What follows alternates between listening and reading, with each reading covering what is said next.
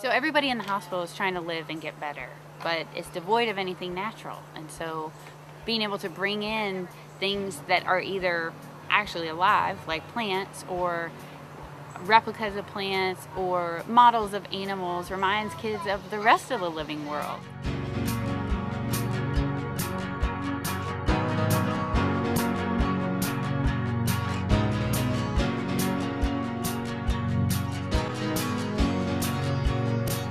I was working at the Museum of Natural Sciences in Raleigh, and I was doing outreach for them, so putting together these amazing kits with all sorts of resources on different topics. So, you know, the Monarch Butterflies kit had actual mounts of butterflies, replicas, books. I love these songbirds, but I have to put them in bags because there's no way to clean them.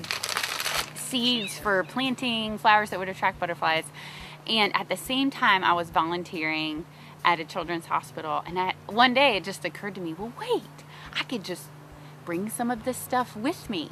Go to number 71. It's real birds. Yeah. Oh, yes. So this is a cardinal bird.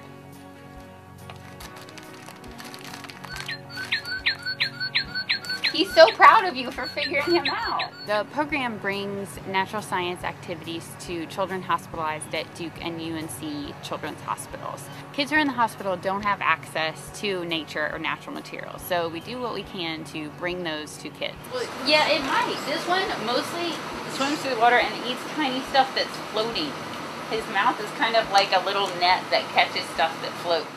In middle school, I had an incredible opportunity to go to a camp in the mountains of North Carolina called the Green River Preserve, and totally fell in love with the camp and felt a really deep connection to the land there. And running through the camp is at that point, a small creek called the Green River.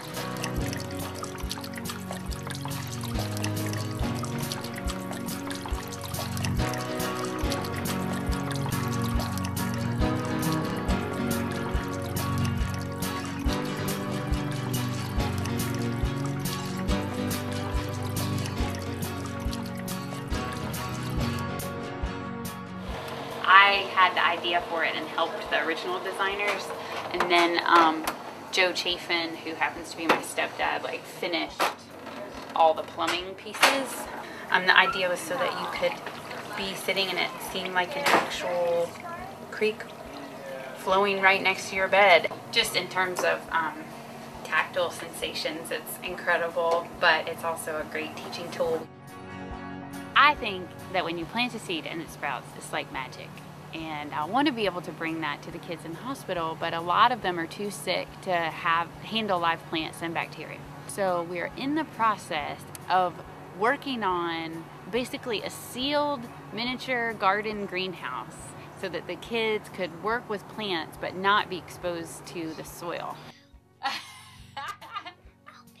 So this program is totally unique. As far as we know, there are no other programs like it in the US or in the world that bring nature to kids in the hospital, and I hope that it's not unique for very much longer.